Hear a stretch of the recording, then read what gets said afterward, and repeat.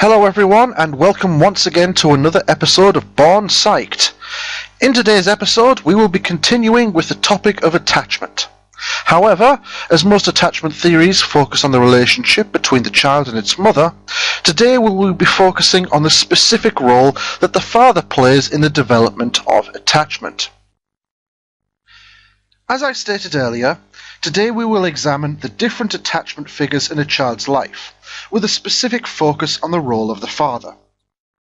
Despite not taking a prominent role in most attachment research, it can be argued that fathers play a vital role in a child's development. Here is a picture of my father and I. I can honestly say that he has been just as vital to mine and my brother's development as my mum has been. The title of this next slide is Parent-Infant Attachments. Now, we've stated parent purely for the reason of being politically correct. In most of the cases, as we already know, when we're talking about child interactions with an adult, we are referring to the mother. But because of the title of this particular topic, we've got to think a little bit more generally. So, as I was saying, most attachments are often discussed in terms of infant and mother. We often talk about this idea of interactional synchrony and reciprocity, and most of the experiments that we see do involve the child and its mother. However, now Schaeffer and Emerson, we will encounter these quite a lot over the next few weeks. They did say that the child actually attaches to their mother quite easily, often within the first few months. Remember this idea of a critical or sensitive period when the child is more likely to form that attachment. But, in addition to forming an attachment with a mother, a child also forms secondary attachments as well, and most of the time those secondary attachments are with the child's father as well. And as you can see there, often by the age of 18 months, so a year and a half, that is still well within what we'd consider to be a sensitive period of forming an attachment. Now, we can tell that the child's formed an attachment with the father purely for the fact that they actually demonstrate the same sort of behaviour that when they are separated from their mother, so the idea of separation anxiety. So let's examine the specific role of the father.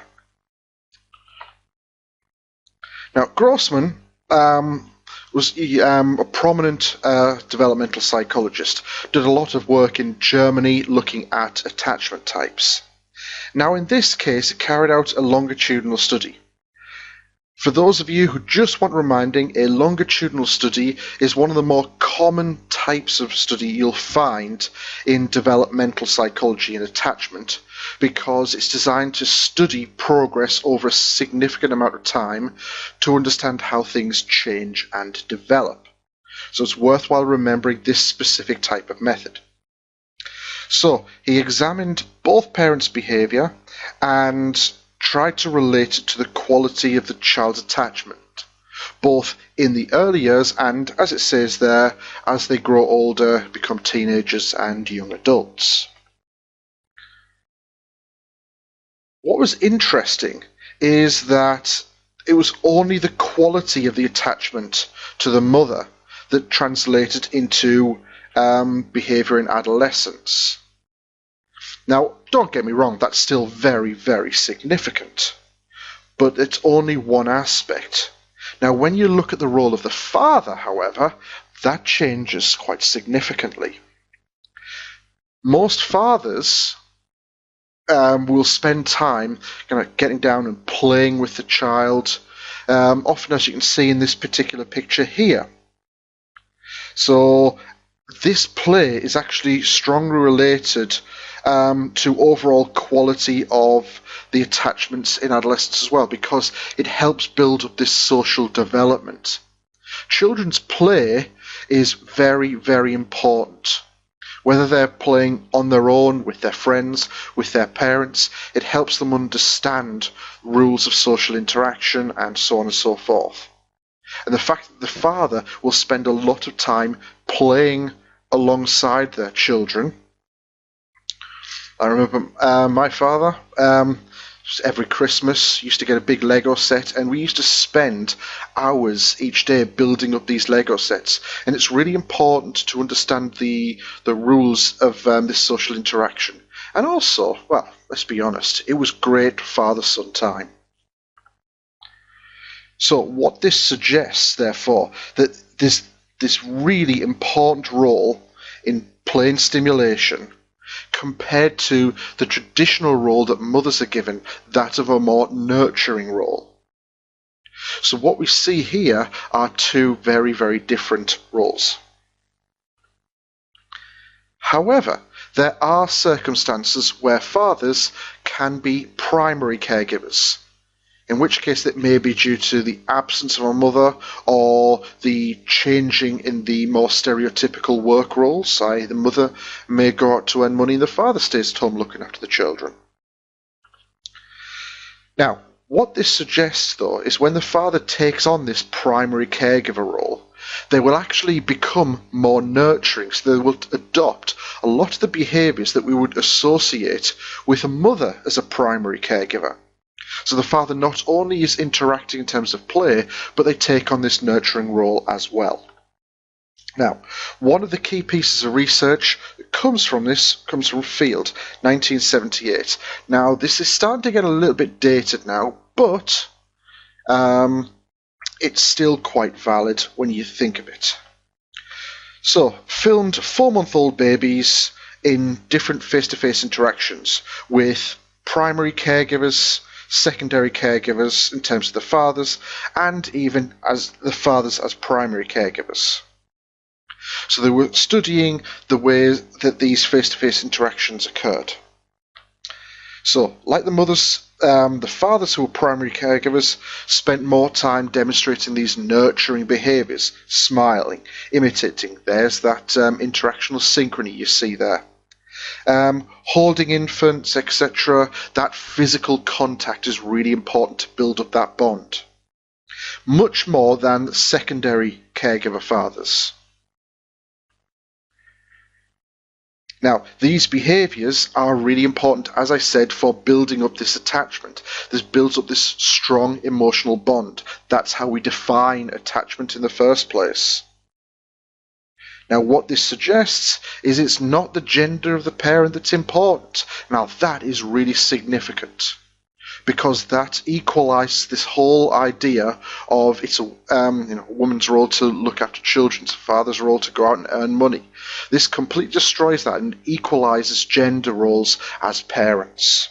And it's more to do with how responsive the parent is, rather than what gender they are. Okay, so we'll talk a little bit about evaluation.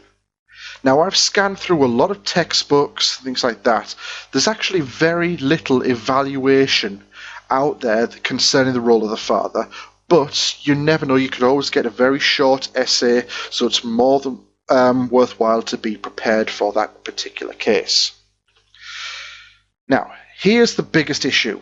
Findings of research like that of Field, etc., are incredibly inconsistent.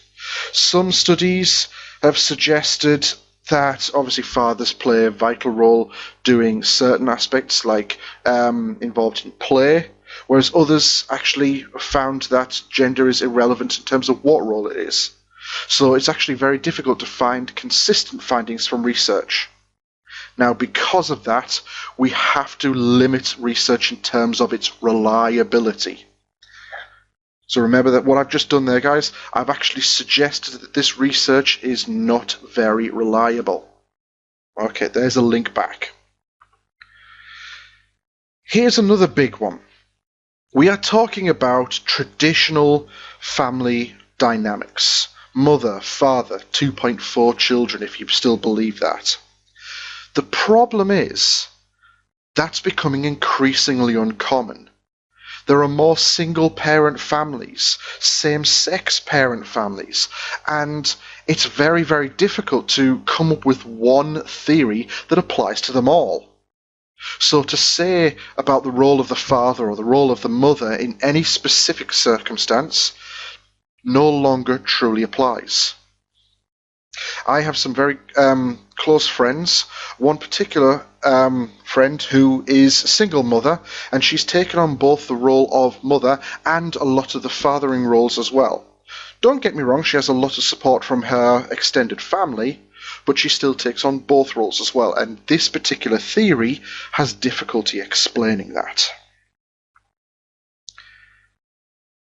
Interestingly though, because I said some research talks about fathers as primary caregivers and isn't really bothered about gender, more about how responsive a parent is.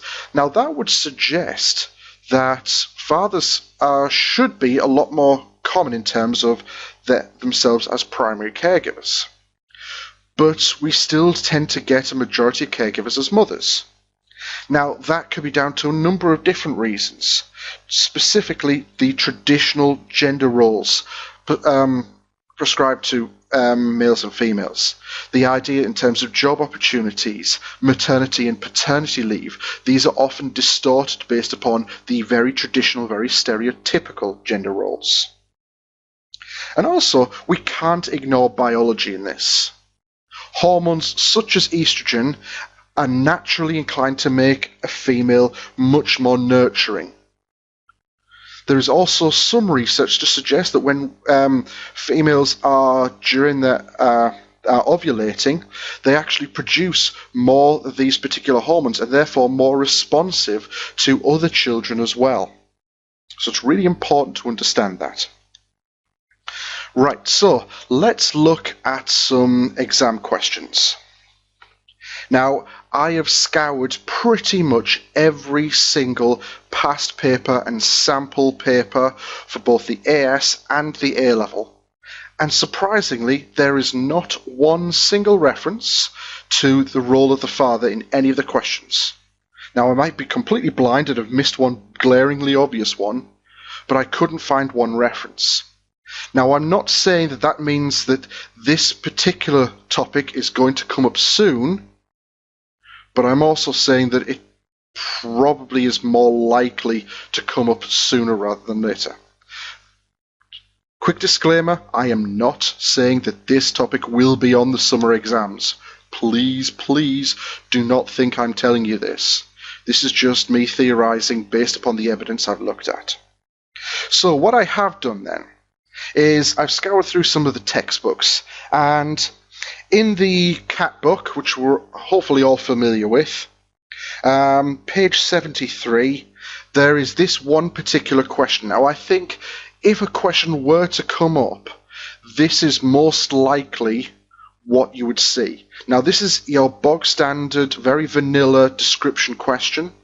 You could get this in the format of a STEM as well, so your ability to extract information from a specific scenario. But this is more likely what you are going to see. So outline the role of the father in the development of attachment. So this is where you want to talk about the father's role in play and stimulation and developing the social interaction. But also, fathers who are primary attachment figures will also take on this nurturing role that is commonly associated with mothers as well. So there's plenty of opportunity to be able to elaborate on this. Okay guys, I really hope you've enjoyed this particular episode. Please click that subscribe button if you haven't already done so. It will help you notify of any future videos. Must also apologise, I am currently full of cold, so if that has distorted this audio in any way, I do apologise, but I will try to make sure that the videos keep on coming. Alright, thanks very much for listening guys. Good luck with that revision.